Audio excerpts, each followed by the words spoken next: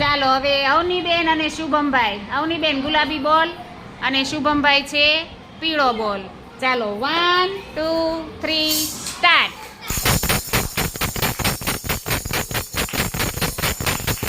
નિશાન લ્યો, નિશાન લ્યો.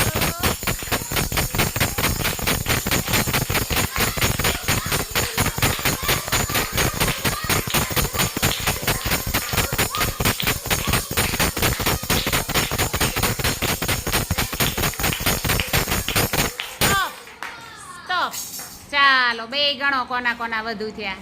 ચાલો શુભમભાઈ કેટલા બોલ થયા? 3. અવનીબેન તમારે જો બેયને 3 બોલ આવ્યા તો શુભમભાઈના 3 નાના કે અવનીબેનના 3 નાના? બે સરખા, બે બાજુ સરખા છે એટલે કેવી સંખ્યા કહેવાય? સરખી સંખ્યા. 3 અને બીજાય 3.